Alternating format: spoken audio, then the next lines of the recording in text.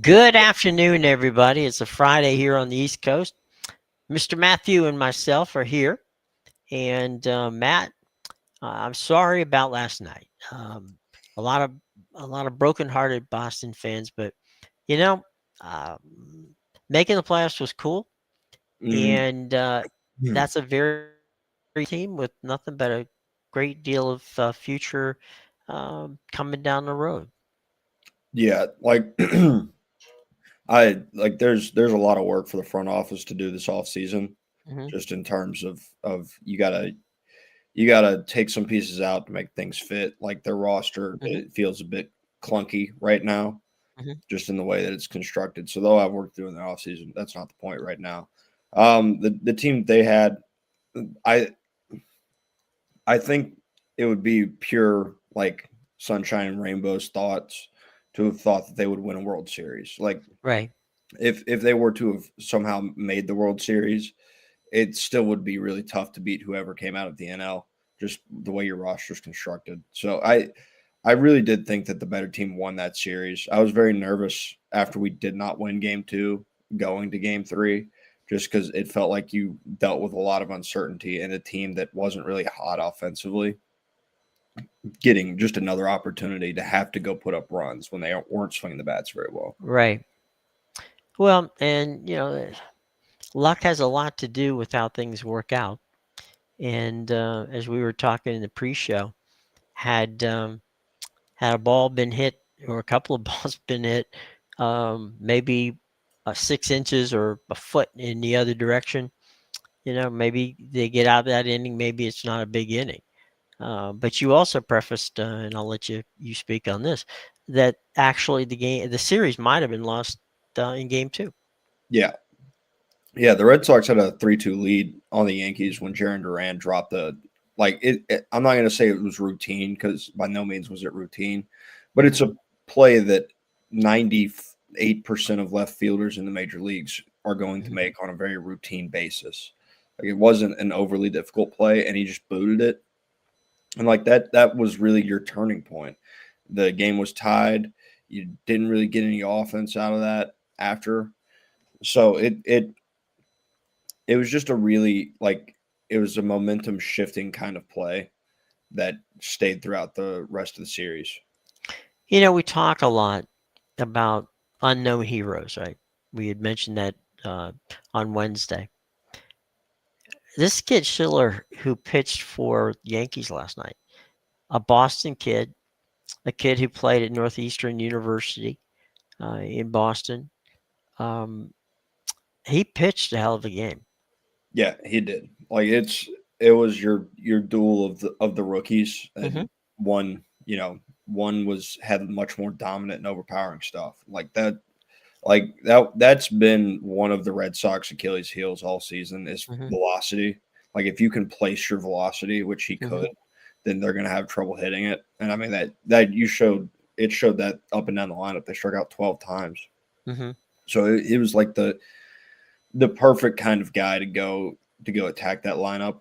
If there's going to be a guy that lacks the experience, he was going to be able to settle in because his velocity gets them where they were weakest. Well, and on the other side, with the Red Sox rookie pitcher last night, obviously it's easy to say this, but just watching on TV, you could kind of see that when things started to go kind of wonky for him, he just was very uncomfortable, and you're like, I felt for the guy. I mean, he was pitching a hell of a game for him, and all of a sudden things were going, not his way. It wasn't like the Yankees were smacking the ball over the park. They just hit a series of ground balls, and it just, as I said, a foot to the left, a foot to the right could have gone either way. But that kid didn't pitch a bad game either. Yeah. And I do wonder if it had the Red Sox been able to put a little more pressure on Schlittler, if if things like if he would have started to be like the rookie in the arena, like Right. feeling the moment. But in terms of like having runners on first, it like that didn't bother him one bit. Like Yeah. didn't really seem to phase him. So like it was a dead offense the whole night. So it's something that they're going to have to, in the promise of like chasing the pennant, chasing Right. series this year that the front office made time and time again. Mm-hmm. When you trade Rafael Devers in the middle of the season Right. and you don't get some kind of offensive replacement for him, Right. you eventually feel it. And Mm-hmm. like for a while there, Roman Anthony was his offensive replacement. Mm-hmm. You can't. It's also unfair to place all of your pressure and expectations on a 21-year-old rookie. 100%. He did a hell of a job, and if I'm a Red Sox fan, I'm looking forward to seeing him in the rotation for a long time to come. Yeah. So there are good things to take away from it, and sometimes not so much, but it moves on. And speaking of moving on, let's move to the National League. Let's start with there. The division series, first game up tomorrow on TBS 2:08 p.m. for the first pitch. Is the Brewers and the Cubs. Now the Cubs won the season series, but obviously they didn't win the division. We again talked about if you want brands, which it's funny, and I want your opinion on this. A lot of people say, "Well, we want to see some of these new teams. Like, we want to see somebody else. I'm tired of watching the Yankees, the Red Sox, the Dodgers, Cubs at all, right?" But when it comes down to the actual ratings, they don't. Yeah. Nobody wants to see with all due respect to the fans and the teams, nobody wants to see a Mariners Brewers World Series. Yeah. Like I think that kind of shows, and I don't know the exact numbers, you may know off the top of my head, but 2023 World Series between the Diamondbacks and the Rangers versus the 2024 World Series between the Dodgers and the Yankees. I can guarantee you the Dodgers and the Yankees series may have done like double the numbers. Well, you're almost right. Okay. It did 65% better Yeah. than the season before. Yeah. So And massive increase. yeah. So basically, again, you want to see your big brands. I mean, that's, so many people grow up. I mean, you live in Georgia, right? Mm. Yet you're a Red Sox fan. Yeah. Okay. I know people who live, hell, I'm a Dodger fan. I grew up 3,000 miles away from the Dodgers. It's just a team that you gravitate to as you're a kid, whether it's your family has something to do with it or no one has anything to do with it. You just happen to like them. You do gravitate to the big names, and a lot of kids were Braves fans who never set foot in Atlanta, in large part because when they grew up, TBS had the Braves on all the time, or the Cubs were on WGN all the time when they were super stations. So you come to becoming a fan, not necessarily geographically as much as you just find a team that you like. Mm-hmm. Yeah, and the Cubs have like a much. I know they're still in the Midwest, and I think a lot of it has to do with the city of Chicago and the market that is. Right. But the Cubs are very much like a national brand. Not necessarily they have like the same financial input as teams like the Yankees and the Mets and the Dodgers, or the Red Sox if John Henry decides to wake up in an off season. So, but they still have that same like the popularity and the eyeballs and the name recognition is the same as all those teams. Well, and for many years they were the lovable losers, right? The Cubs couldn't get past. They get into the playoffs, but there's the curse and all kinds of stuff that comes. A curse of the Billy Goat, and all that. It made for a great story, and it attracted a lot of casual fans. Like I think the only people that were upset that the Cubs won the World Series in 2016 were Cardinals fans. Well, yeah, get over it. That's about it. Nobody's won more World Series in the National League than the Cardinals. So, they can give it, they can give it up to the Cubbies for at least one time. Mhm. Dodgers. We'll get to Dodgers Phillies in just a second. Um, I I do feel that the Cubs, um, are guys that I do think they can get by Milwaukee. I just think that it's all. I mean, as cliche as it sounds, it's going to come down to pitching. Yeah, and but that's still my biggest issue with the Cubs. Is their starting Hmm. pitching. Their starting pitching played fantastic this past Hmm. week in the wild card series against the Yeah. Padres. Like they did a really good job. And when you look at like the frontline starters, in terms of Milwaukee, I feel better about Milwaukee starters just on paper. Hmm. Freddie Peralta had another really good year. Jacob Mizorowski showed, time and time again what he could do. Now he's a Hmm. rookie, and he had a lot of ups and downs going throughout this season. Well, there were some bad starts in there, but overall, you got a pretty good sample of who he is. Right. I think if you're a Cubs fan, it's going to be Seiya Suzuki and Kyle Tucker. Those are the two key guys to watch. If they have good series, then I think they can go, and get past it. Um, Yeah, it's the the stat that's interesting um, is that the Brewers pitching staff has gone 6 for 50 which is a .120 with 22 strikeouts, a 4.28 OPS in 13 games this season against the Cubs. So they're gonna have to work on that as yeah, they move forward. yeah. I also think like in order for the Cubs to win this series, you have to have a certain level of like base running. Hmm. And Nico Horner's done his job. You kind of trust Kyle Tucker to figure it out, Hmm. considering he just came back from an injury. So you Right. expect him to look a little better this series. But I think what you got yesterday in that game 3 with Pete Crow Armstrong, you need that to carry over because he provides his own value defensively. Like Hmm. that's always going to come with him. But in order for him to be much more valuable as a hitter, like yeah, hitting home runs would be nice, but just get on base. Like Hmm. like your speed is what can make you a difference maker, regardless Right. of whether or not you have the power stroke. Like you can be a difference maker without hitting home runs. Just get on base and make the pitcher uncomfortable while you're on base. Hmm. Well, tomorrow up the street here, um, the bank is going to be full. The Phillies and the Dodgers are going to play. Shohei Ohtani will be on the hill.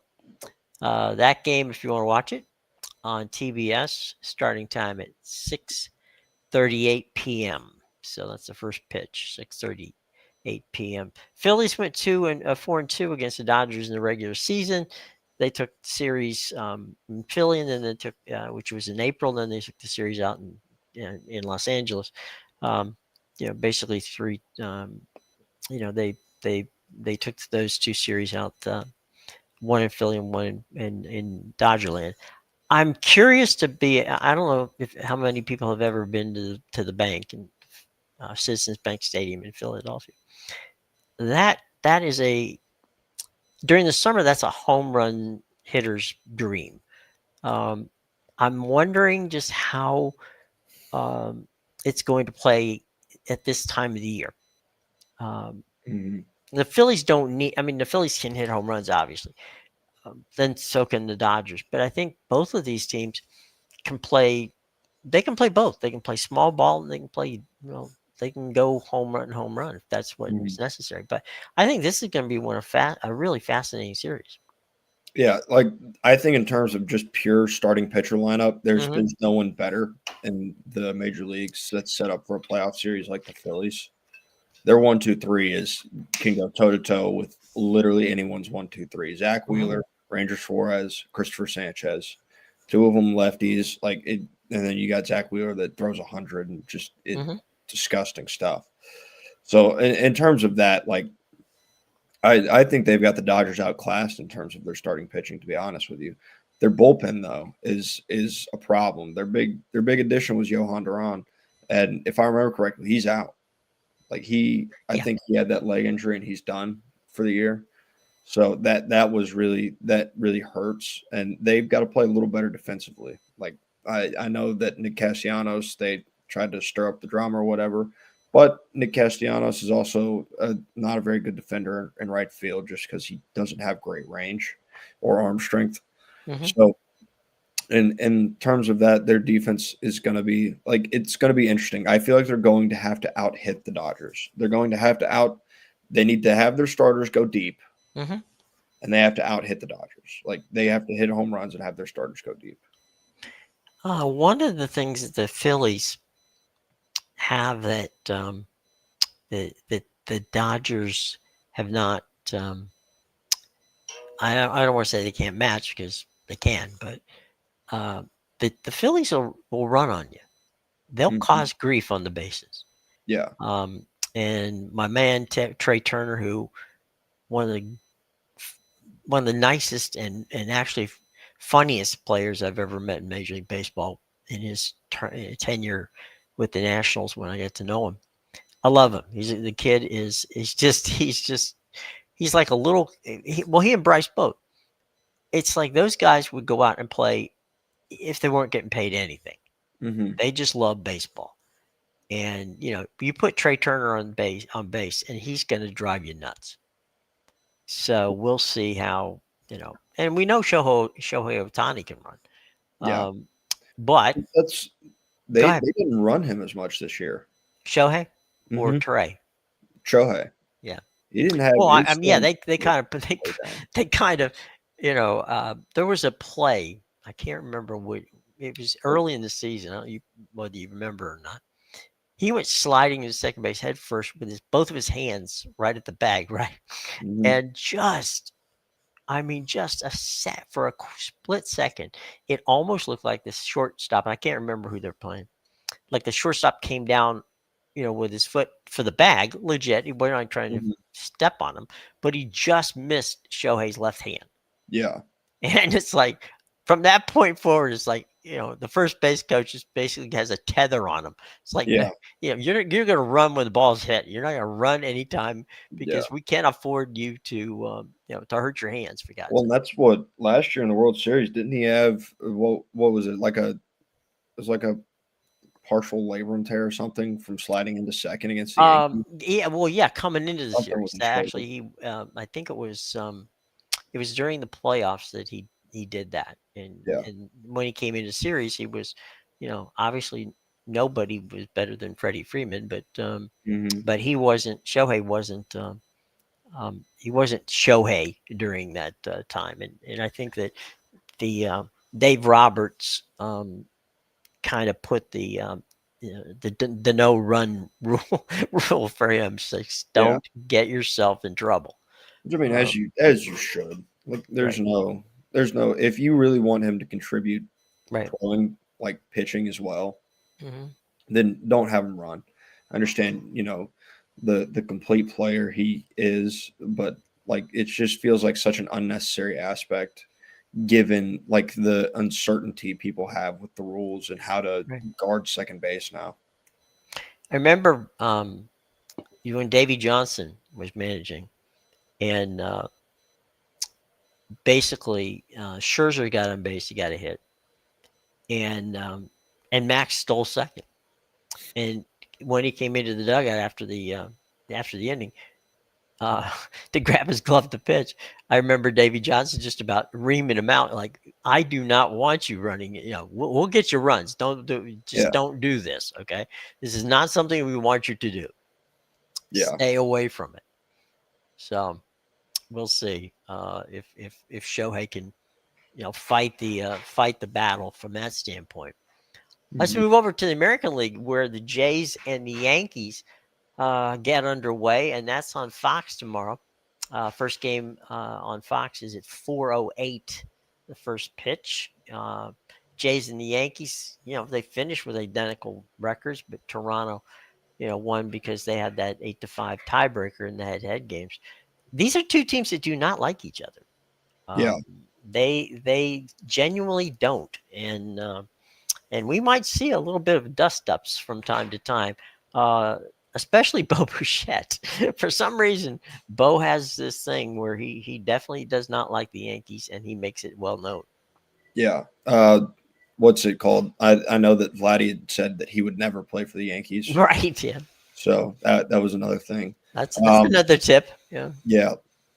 But I know that the Blue Jays probably have a lineup better suited to hit with the Yankees than the Red Sox did. I don't think they have the pitching staff to pitch with the Yankees like the Red Sox did. Like, I feel like it's two very inverse. That you match that with, it felt like Toronto kind of was scraping by. They have a very low run differential.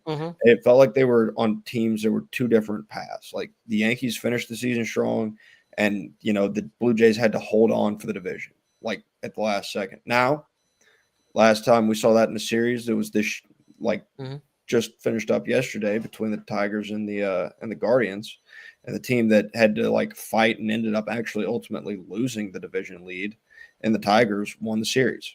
Right. So that could be something that plays no part in this, but I still think the frontline pitching, and a lot was made about how bad the Yankees bullpen was throughout the season.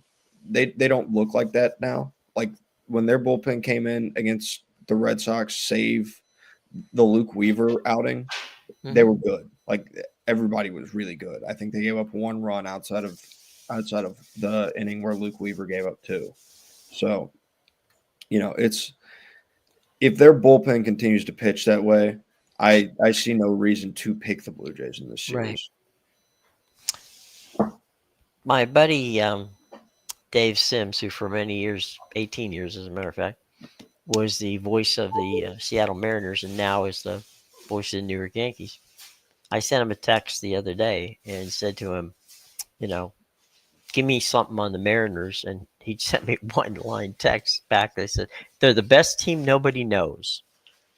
And he's probably right. Not a lot of people know much about the Seattle Mariners. They went 4-2 against the Tigers this season. It's the first time they've met in the playoffs. And, they've been a team that just rakes. I mean,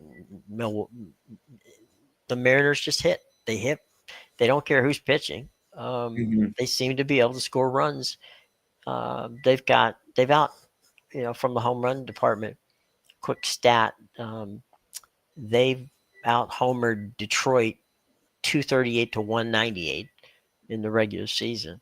And they've got pitching depth. So, again, we were talking earlier about, well, you want your big brands in there, which is great. We do.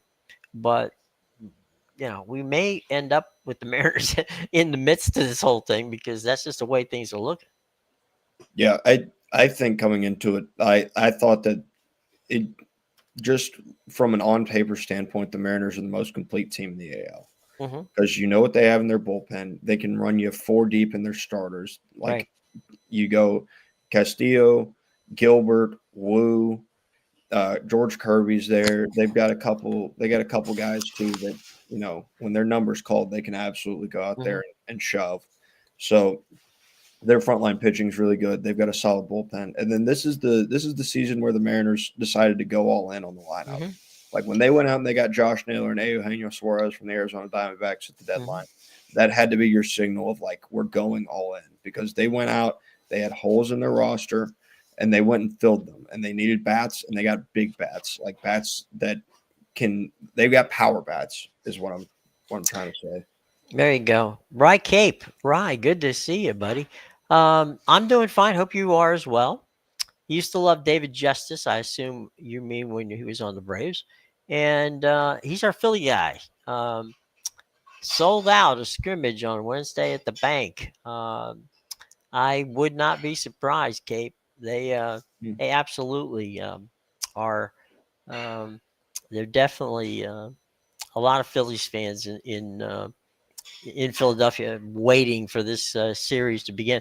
Rye, since you're out there, Matthew Rye is an expert on NASCAR. As a matter of fact, he writes a lot about NASCAR. So, since we got you, Rye, when you get a second, type into the messages who you think is going to win the NASCAR Cup Series this year. The best driver, best team, whatever you want to put it. I'd be interested in finding out what you think. Meanwhile, back at the ranch, we're going to downshift, no pun intended, and talk about college football. Tonight is homecoming at USF. Charlotte is in town. That game's going to be on ESPN2 at 7 o'clock.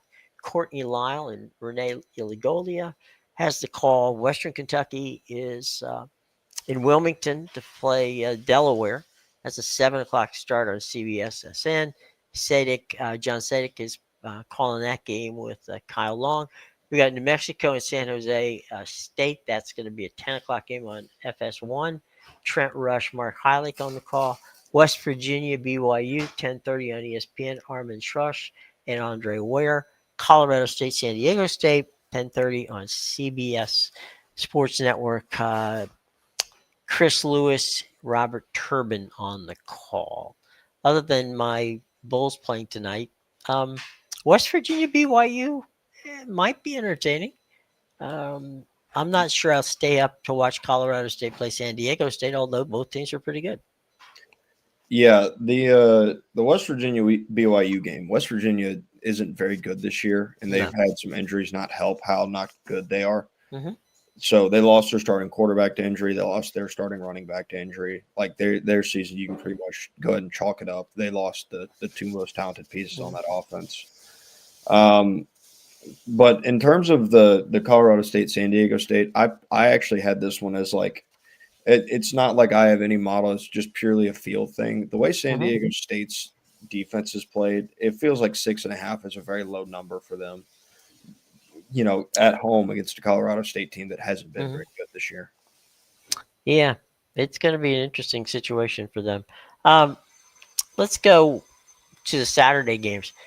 In the 12 o'clock window, ABC's got Kentucky and your gang, Georgia.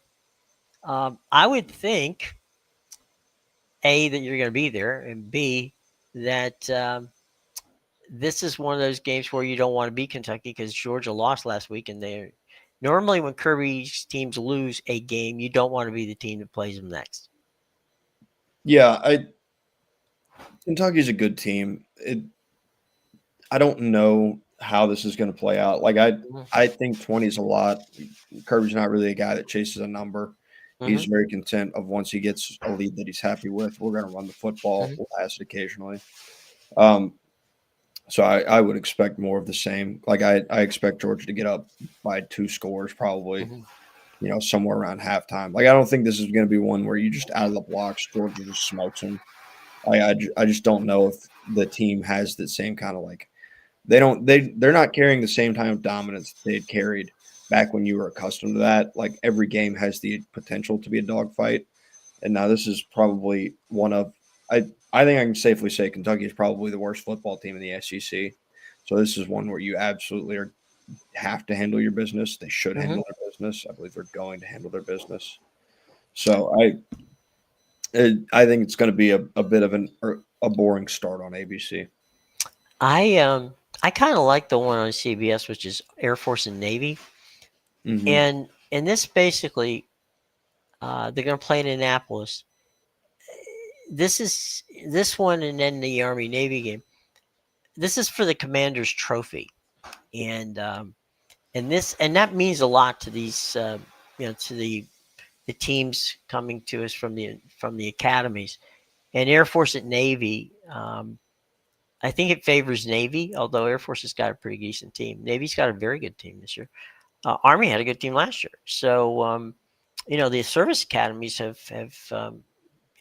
definitely shown up over the past few years as being not just you can't just mark them as a win on your schedule. Yeah, I'm looking at it. Navy is 4-0 right now. They are in a conference, so they're now Navy's in the American. Yeah, so now I mean they're firmly in like a conference race They keep playing well. Air Force is 1-3 though. Like it feels like, in terms of the talent level of these teams, just like on a rather consistent basis, Army and Navy carry a different like tier of talent compared to where Air Force is, generally speaking, and it looks like that's going to be a similar case again this year. Like the Commander in Chief's trophy is going to come down to Army. So we got in the 3:30 spot. We talked about this on Wednesday. This is where game day is going to be in Tuscaloosa, see Alabama and Vanderbilt.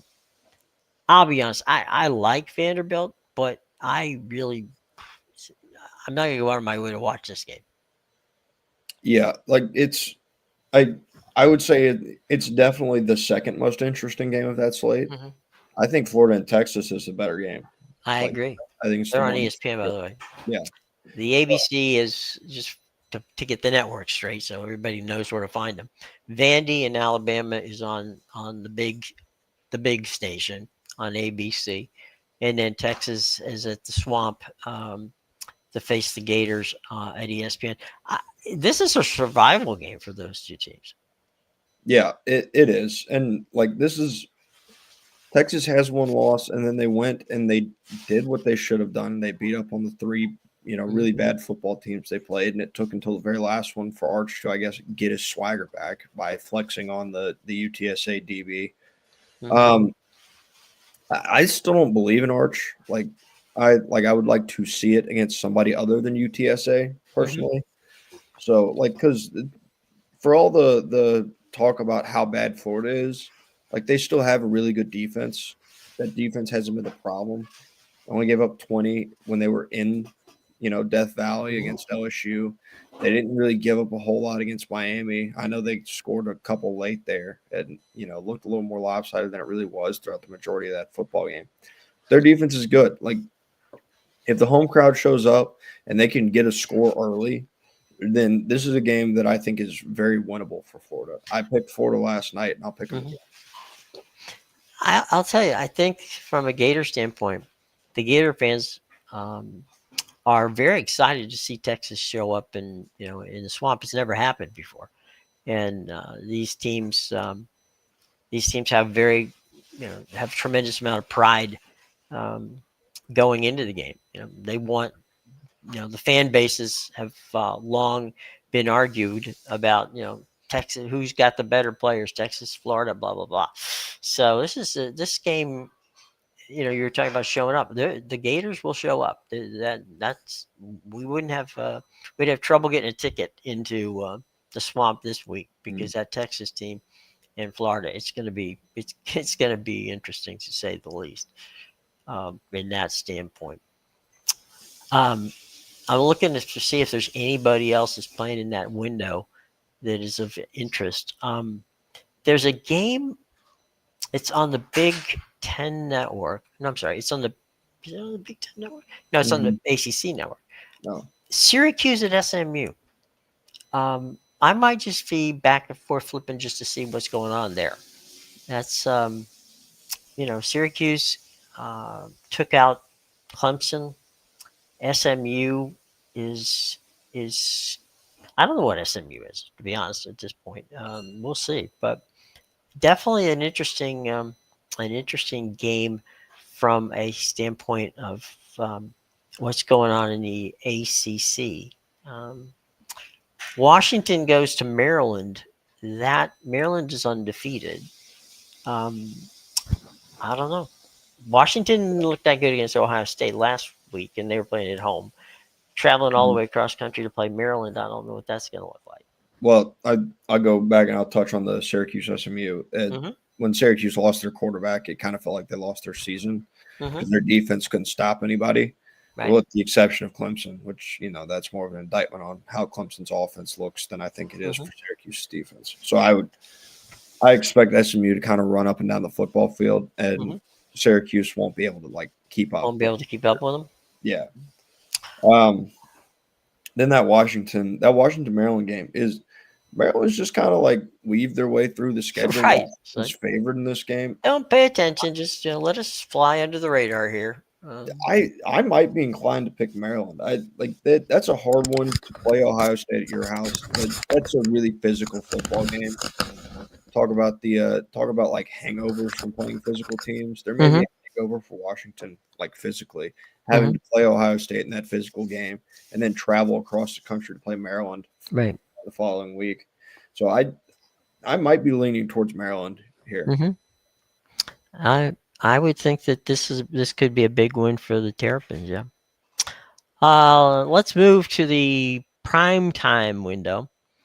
Miami, Florida State. We talked about on Wednesday how this is a rivalry game. It's much more important from Miami, Florida State point than Florida State, Florida is. I mean, these two teams are arch rivals. Miami's going to roll into Doak Campbell Stadium and feel the force of every Seminole there. Um, and it's a if Miami's going to be a potential, they're ranked number 3 in the country. If they're going to be a potential championship team, then they got to take care of business and they got to take care of Florida State. Yeah, Florida State. This one feels like one that's kind of a tough read, just because of what you saw from Florida State. Yeah. Like you've seen two variable differences. Because I know people were like, well, that the Alabama that Florida State played is a different Alabama than what they are today. Which maybe you're wrong, maybe you're right, but you still can't take away what they did week 1 against Alabama. Mm-hmm. And so I think I see they dropped them to 18, so the AP poll overreacted and Right, as always. Yes. 4.5 for Miami feels like a lot on the road for a team that the offense has looked all right. I think it's fooled some people though. Like I don't think it's as good as people thought it was after that first game against Notre Dame.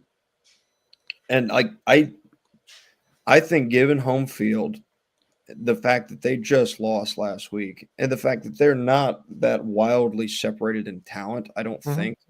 I think Florida State nailed it in the transfer portal. But here's the key: is these are all things that I think. They're not 100% nailed down. We've played 4 games of football. But if what I think is true, then Florida State wins this football game. Right. The one thing I'm impressed with Miami is how good the defense has come on. The last couple of years, Miami's had a terrible defense. This year, Cristobal went out, got himself a new defensive coordinator, basically got him entire new defensive staff except for Jason. So so Miami played hard to get, players in the portal to play defense. It'll be interesting. You know more than I do about Carson Beck. This is about as big a, stage as Carson Beck's going to be on to watch in a prime time rivalry game. I mean, is this the kind of game that Carson Beck shows that, hey, look, anybody who doubted that I can play, is that the kind of game he's going to step up and be? Well, I would say it is going to feel like a step of growth if Carson Beck steps up and plays, the type of football that you would hope that he plays if Miami's going to win. Because last year with he played well at Texas, he played pretty well at Texas, but he played well in the second half against Alabama on the road, and then he didn't play well at all at Ole Miss. Like those are kind of the ones that I've circled. Go back to 22 Auburn. He played well in the last quarter of the football game. Like his road performances haven't always matched what he's necessarily done when he's comfortable at home. Or when I say that, I think he has a tendency to start slower on the road. And that could be a problem if they get behind Florida State, because when you get behind teams, then you tend to start pressing. And he always gives you, regardless of where he's playing, there's going to be 1 or 2 throws that kind of make you like, oh God, what are we doing here? Type throws. Those are going to come regardless for Carson Beck. How bad are they? Is it an overthrow where you just miss a play, or is it a pick? Like that variable difference is going to be extremely important on Saturday. So I think on the lines of scrimmage, Miami's better. But I also trust if anyone's going to be able to get to really spread this Miami defensive front out and get to the edges, it's Gus Malzahn. Yeah. Well, Gus is one of those guys that can drive you nuts with all kinds of different looks. This game is going to be on the ACC network as an altar cast. And this is an interesting group of people that's going to do the game. Taylor Tannenbaum is a play-by-play guy, so that makes sense. Jimbo Fisher, that's a very unique pick, given the fact that he and Florida State did not leave under the best of circumstances. I can't see Jimbo being in any way close to being impartial in this game. Eric McLean and Eddie Royal on the 4-person call of that game. I'm assuming they're doing that from the headquarters up in Charlotte. I doubt that they're coming to Tallahassee, but Yeah, that's a that I don't know, man. That's Jimbo Fisher on a calling of an FSU game, man. I don't. That's freaking me. I don't know who came up with that idea. try something different, I guess. You think? Yeah. Um, Fox has Colorado at TCU. I don't know what to make of that. I mean, TCU should trounce Colorado. I mean, there's just I don't know. I guess maybe they got him because it's Dion going to TCU. Maybe that's the only game in the Big 12 that they could get that made any sense. But yeah, I don't. That's something I'm not going to go out of my way to watch that game. No, I think TCU should probably win that one pretty comfortably. Yeah. Like they still have a really good football team. I know they lost last week to Arizona State on Friday. Mm-hmm. Right. But they lost by 3 points. I still think they're one of the best teams in the Big 12. Well, and they were on the road too, which is a troubled situation with regard to that. Let's pop on over and finish our show today over at the NFL, where last night we saw San Francisco come off the mat and beat a team that many people, myself included, thought were better, and that is, of course, the 49ers. So that's in the books. The Rams lose to the 49ers. Sunday morning, we're getting the NFL Network. It's a Minnesota at Cleveland. That game is being played in London. Minnesota stayed in the UK. They played they lost to the Steelers last week in Ireland. So they cross over and go to England, where they will play in London against a Cleveland team, which I believe you said Flacco's not starting. So it's going to be which one of the rookies are they going to throw out there? It'll be Dylan Gabriel. Yeah, you want to talk about a Dylan Gabriel. Okay, good for the Vikings. Mm-hmm. Like you've been over there, you're fully adjusted. Right. There's not some large amount of travel involved this week for the Vikings. And oh, by the way, you get to go against a guy in his first NFL start that also had that travel and stuff. So this one feels like a tailor-made situation for Brian Flores and that defense to just be able to crush whatever offense Cleveland hopes to produce on Sunday. Because who's Minnesota starting? I think it's JJ's hurt. Carson Wentz should be the guy. Oh, Carson Wentz. Okay. Everybody's Band-Aid. Yes. Yeah. Carson Wentz. Not that I don't disagree with you on that, but Cleveland, they've got the number 2 or 3 defense in all of football. Yeah, their defense is actually really good. Carson Wentz last week, 350 yards, 2 touchdowns, 2 picks. So not bad. No, definitely could have been better in terms of the turnovers, but yeah, no, Cleveland's defense is very good, and that's going to be hard for. There's a reason the over/under is at 35.5. Yeah, 35.5. Like they're expecting this to be like a 13-7 kind of game, right? Like 17-7 even. So there's a sloppy one. Yeah, really, really sloppy. And I mean, rightfully so. Neither team has a guy that you can rely on at quarterback. So, the Vikings have a difference maker in Justin Jefferson. I think that would be the biggest separator of the two offenses right now. So, lean Vikings, but also definitely would not be surprised if it's purely a defensive game and Cleveland's able to punch through one time. Let's move over to 1:00. Jim Nantz and Tony Romo are going to be in Philadelphia, across the parking lot from the bank over at the Lincoln Financial Services Stadium.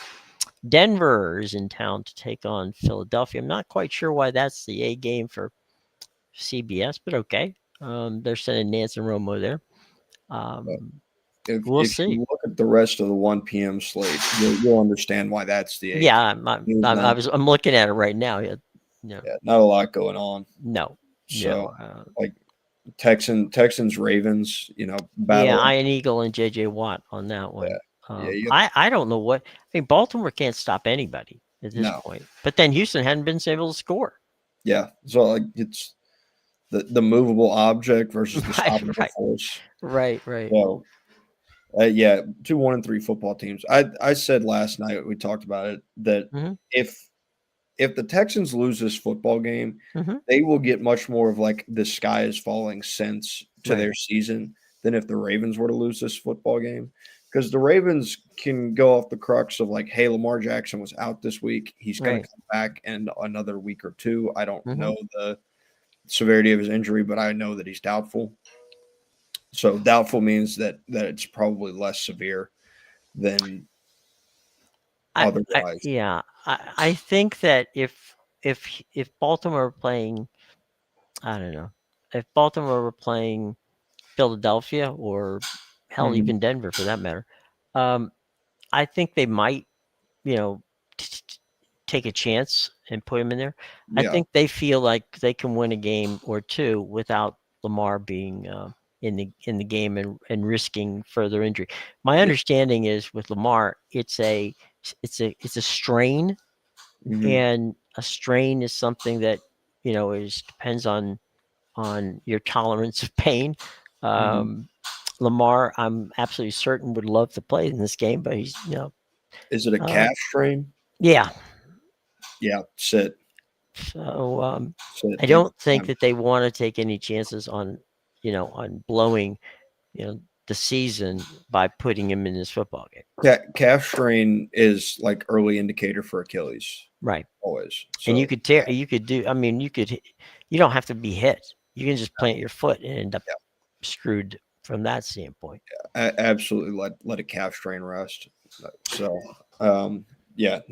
no reason to play him there.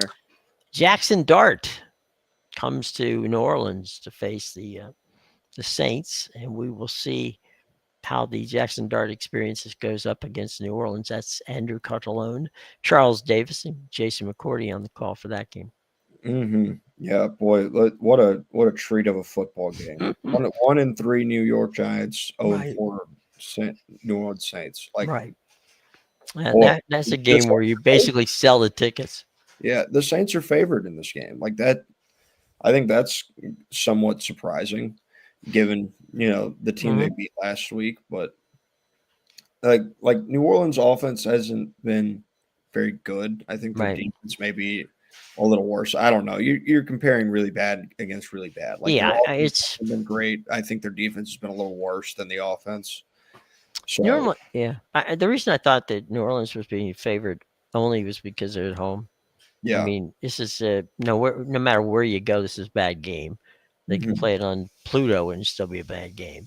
Yeah. So, unless you're a big Giants fan. I don't know what time the Yankees are playing on Sunday. Maybe the Giants are in trouble from a standpoint of that the Yankee fans, a lot of the Yankee fans are Giant fans. So maybe they're going to just sit there and go, you know what?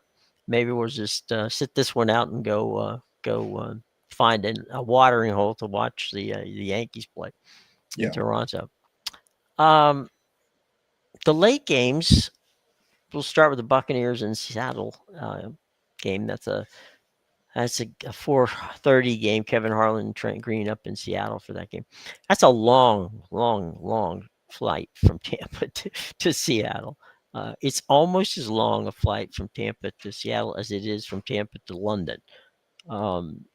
So my understanding is that they've gone already. They are normally you're supposed to be there for Sunday game Saturday. Tampa Bay left. Actually, they left this afternoon, so they'll be there sometime tonight. It'll be an interesting game because I mean the Buccaneers lost that game to Philly last week. They played. It was kind of the tale of two halves. The first half they blew everything up, and on the second half they did pretty well, except for they ended up getting that pick in the end zone from that kind of stopped the momentum toward any kind of late surge. Seattle has been inconsistent to say the least, and I don't know. We'll see how it plays out. It's a game that if the Buccaneers want to be considered a serious contender, you go on the road and you beat this team. They should be able to beat Seattle even at home.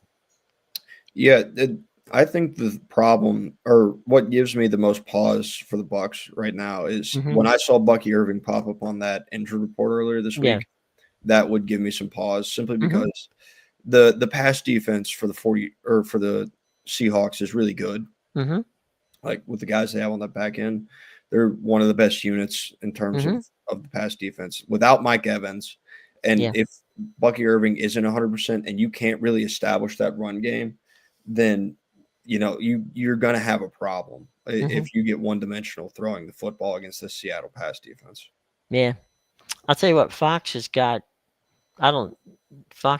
3 games in the 1 o'clock window that I don't know that anybody wants to watch. Dallas at the Jets. Jason Benedetti and Greg Olson on the call there. Vegas at Indianapolis. Chris Myers and Mark Sanchez has got that one. Miami gets Carolina at home. I'm sorry. Miami goes to Carolina.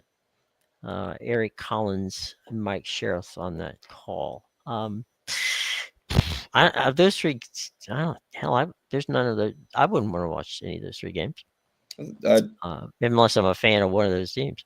I got Brock Bowers on my fantasy team in my room. Oh, okay. Well, then you're gonna watch it for that. Maybe that'll be our regional game we get from Fox. But other than that, man, like maybe Cowboys Jets. I mean, that looking at that record, 1-2-1 versus 0-4 is just a.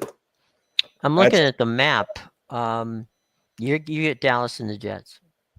We get Dallas and the Jets. That's going to be wow. That's.